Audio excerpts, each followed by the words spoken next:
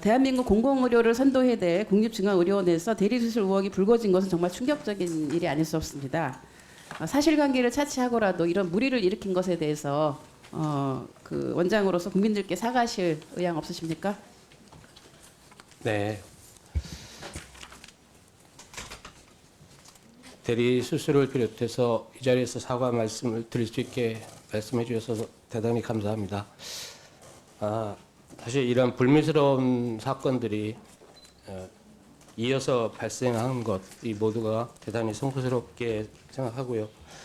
특히 의료에서 바람직하지 못한 모습의 전형들을 저희 국립중앙의료원에서 보여드린 것 같아서 국민 여러분과 의원님들 모두 분들 앞에서 진심으로 사과의 말씀을 드립니다.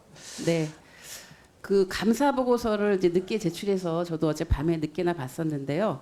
그 감사 보고서 그 영업사원의 수술 참여 의혹에 대한 감사 보고서에 따르면 의료기기 회사 직원을 수술실에 들어오게 한 것은 사실로 확인이 됐습니다. 맞죠? 네. 예. 그런데 이때 일단은 들어온 건 맞지만 의료기기 회사 직원이 수술 과정에 참여한 사실은 없고 그 회사 직원이 순서만 알려주기만 했다. 이렇게 거기 그 자리에 있었던 전문의와 그 간호사들이 얘기를 했어요. 그러면 감사 보고서에 따르면은 9월 10일 수술에는 위법 행위가 없는 것으로 사료된다. 이런 주장이신데 그렇다면 의료원에서 왜 3일 만에 수사 의뢰를 했나요?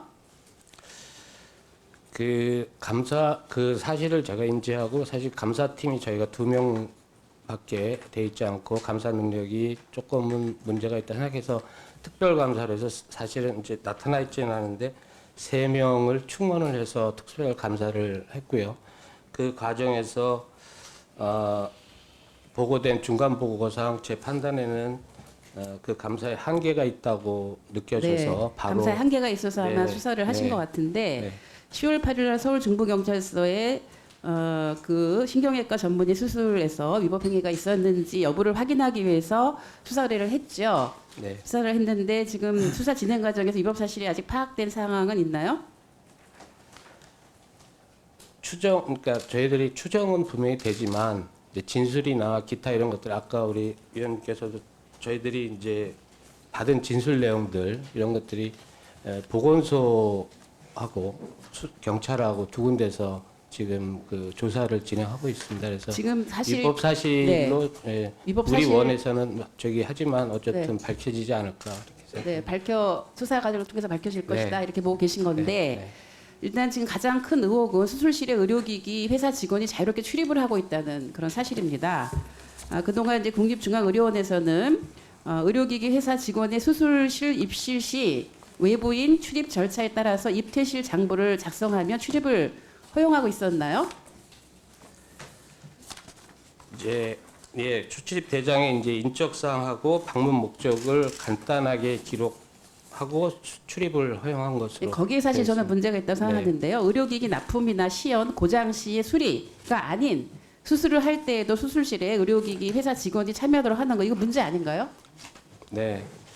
영업사원이 수술장으로 들어오는 것 자체는 있을 수 없는 일이라고 저 개인적으로 생각을 하고요. 예, 그렇다면 네. 수술실 외부인 출입 관리를 강화된다고 보는데요. 지금 수술실 출입자에 대한 가이드라인 이거 마련하시겠습니까? 네. 어떻게 하시겠습니까? 꼼꼼하게 마련을 하겠습니다. 첫째는 영업사원이 수술과 관영해서 수술실에 들어온 것은 일단 가능하지 않은 일이기 때문에 전면 중지를 하고요. 네.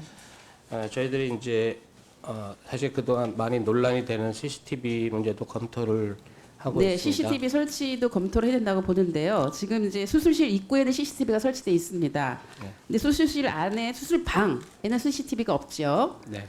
그래서 그 의료기기 회사 직원이 수술 시에 단순 그 기구 보조를 한 것인지 수술 마무리해서 봉합까지 했는지를 알 수가 없습니다. 그래서 이렇게 그 대리 수술 의혹이 논란이 지속되고 있는데 환자의 안전 보장을 위해서 수술 방에 CCTV 설치하고 환자의 동의를 전제로 해서 CCTV를 운영하는 방안에 대해서 지금 검토를 하고 계신 겁니까? 네. CCTV 설치 필요성이 대두된 거에 대해서는 일정 부분 의사나 의료기관의 책임이 있다는 것에 대해서 저는 인정하고 통감합니다. 다만 이제 출입구 말고 수술 필드 자체에 이 CCTV를 설치하는 부분은 지금 의원님 말씀 주신 대로 환자 동의 부분이나 기타 뭐 사생활 침해 문제 그런 문제들이 조금 남아 있는 것 존재하는 것 같습니다. 그래서 그런 부분들도 좀 더 긴밀히 복지부 또 다른 뭐 기관들과 좀 논의하고 협의해서 네. 설치할 수 있도록 정말 다각적으로 만전을 기해 검토하고 주셔야 될 것 같고요. 네. 지금 뭐 이것만이 아니라 지금 이제 한 가지 더 간단하게 말씀드리려고 하는 거는 그 직원들의 독감 백신 불법 구매 투약에 대해서도 자체 감사하셨잖아요. 네. 제가 자체 감사를 보고를 받아보고 정말 이거는 좀 이게 자체 감사한 건가? 최소한 더 감사를 했으면은 언제 누가 어디서 무엇을 어떻게 했는지 육하 원칙이 기록이 돼야 되는데 이런 거 자체가 없어요.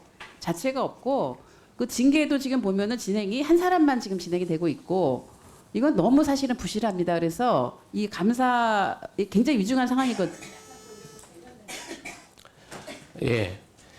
그 자체로 약사법 의료법 위반이라는 것을 인지했었고 그래서 바로 이제 경찰 이게 저희가 의원님 말씀대로 고백을 하자면 사실 감사 기능이 너무 약하고 또 그런 과정들이 사실 한 수년간 뭐 한 6, 7년 전에는 50개 정도 구입을 했다가 뭐 해서 작년에는 200여 개 근데 이제 점점 커지는 500개 이상 되는 이런 식으로 진행되어 오면서 굉장히 이제 둔감하고 무감했던 것으로 느껴졌고 그런 과정에서 감사 기능만으로 이것을 알아내기에는 역부족이다는 생각이 들었고요.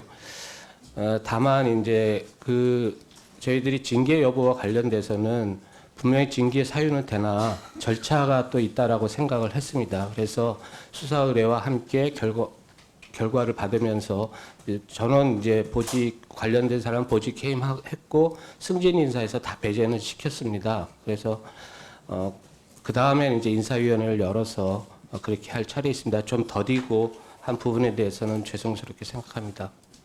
질의해 주시기 바랍니다. 좀 말씀 좀 빨리 해주세요. 저기 중립중앙의료원장님. 예. 네. 저희가 시간이 짧거든요.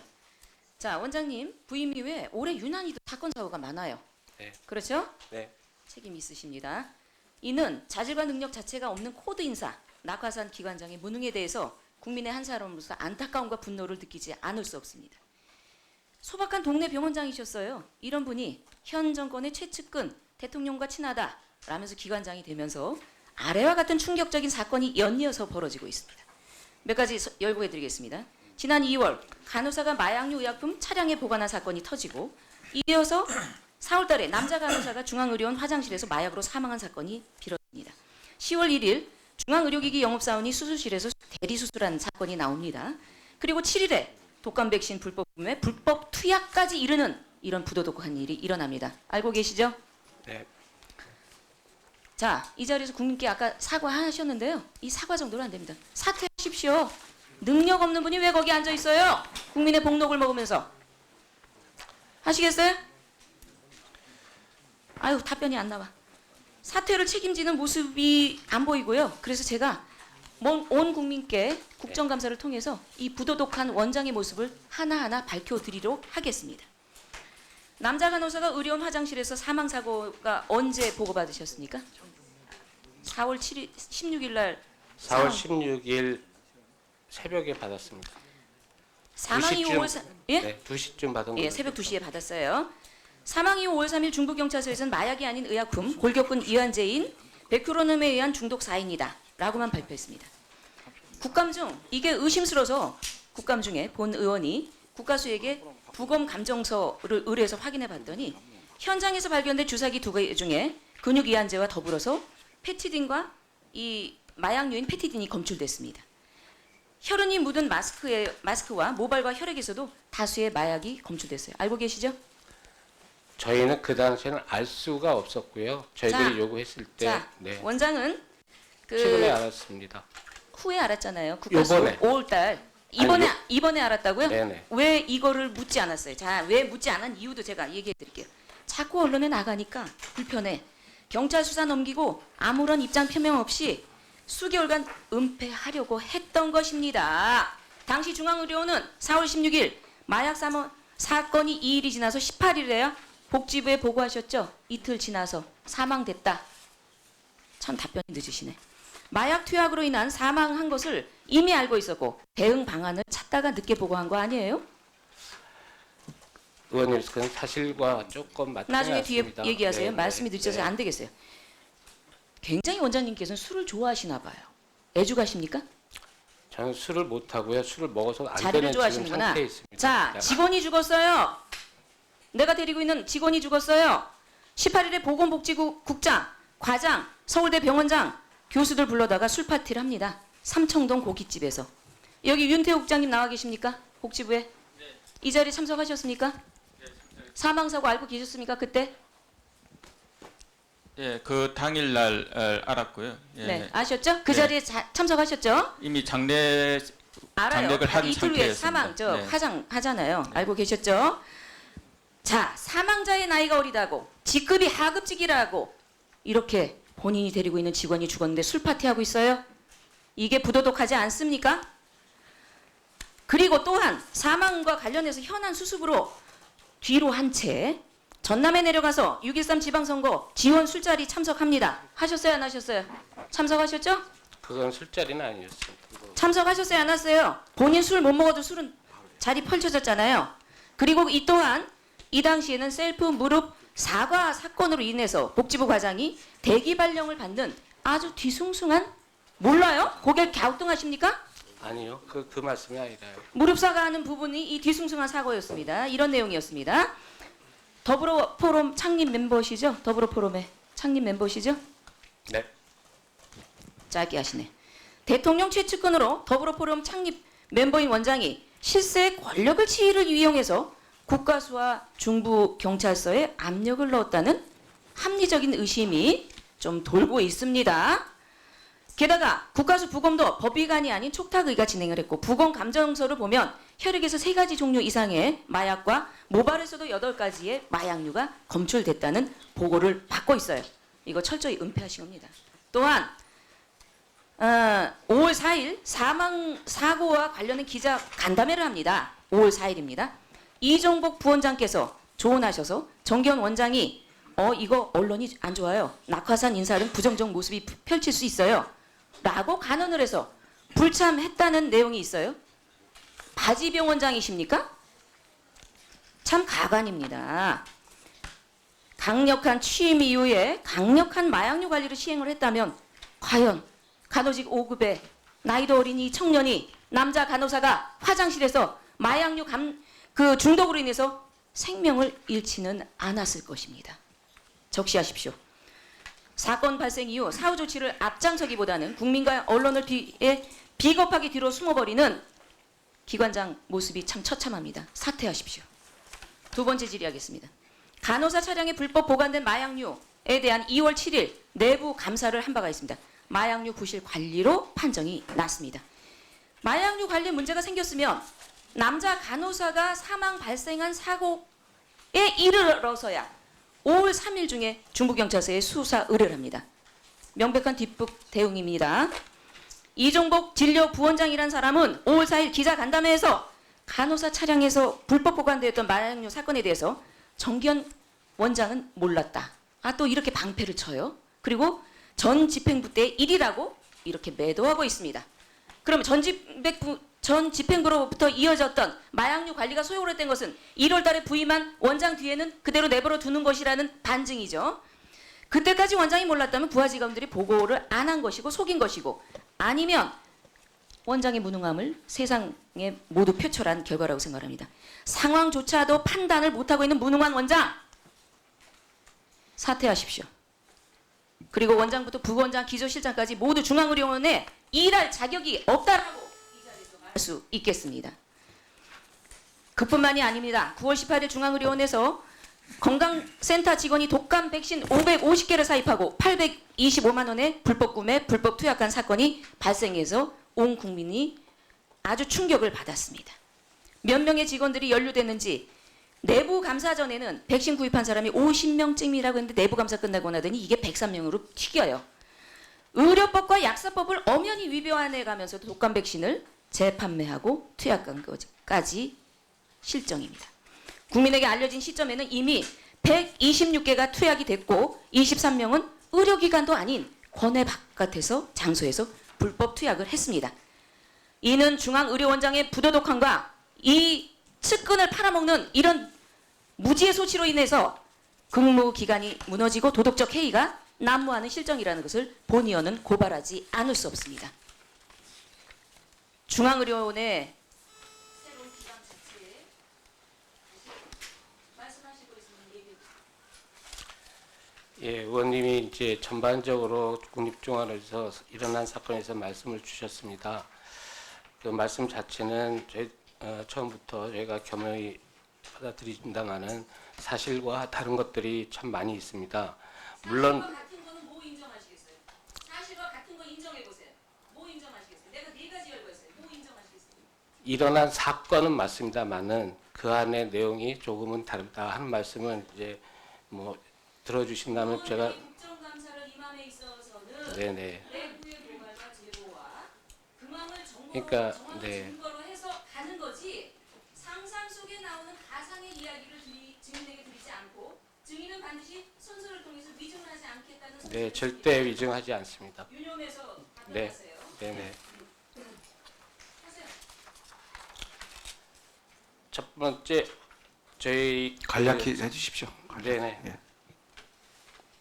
간호사 사망 사건과 관련돼서는 저희도 가슴 아픈 사건이고요. 약물 투여라고 특별히 관련돼서는 저희들이 약물 투여라고 인지됐기 때문에 바로 경찰 수사할 수밖에 없었고 은폐할 생각은 정말 추호도 없습니다. 아까 말씀드렸듯이. 그리고 마약 관련 있는지 하는 의심스러운 상황이었기 때문에 오전에 들여다봤고 그 이전에 그 응급실 간호사 의약품 개인 소지에 관한 건이 2015년부터 해서 감사한 자료가 있다는 것을 그때 제가 인지를 했습니다. 그래서 그 내부 감사를 자료를 가지고 제가 4월 19일로 기억을 하는데 그 지난 감사 자료를 제가 쭉 들춰봤고요. 거기에서 그 감사에서 나타났던 문제점을 제가 20일 날 작성을 해서 그때가 주말인 것 같아요. 월요일 날 제가 관리직들과 함께 그 응급실 간호사 의약품 개인 소지 관련된 지난 감사의 문제점을 6가지로 정리를 해서 이것은 그냥 지나갈 수 없는 문제다 해서 이거 그러니까 자체 감사로는 절대 안 되고 보건복지부 감사를 다시 의뢰해야 되겠다 했을 때 복지부랑 의논을 했고 복지부에서는 사안이 크니 자, 좀 간략히 해주세요. 지금 네네. 사실관계 확인이니까 이게 사실이고 이게 사실이 아닙니다. 이렇게 딱 네, 정리해 그래서 주십시오. 저희들이 은폐할 이 의사는 추호도 없습니다. 그리고 그날 직원이 사망한 날 그렇게 했다는 지적에 대해서는 저도 불가피한 면이 있었습니다만은 송구한 마음 사과드리고요. 또 그냥 이제 말씀하신 대로 저는 무슨 실세라는 말 그것은 전혀 사실도 아니고 한 번도 그런 말 한 적도 없고 그런 생각도 없습니다. 그 부분에 대해서는 제가 다시 한번 말씀을 드리도록 하겠습니다. 네. 네.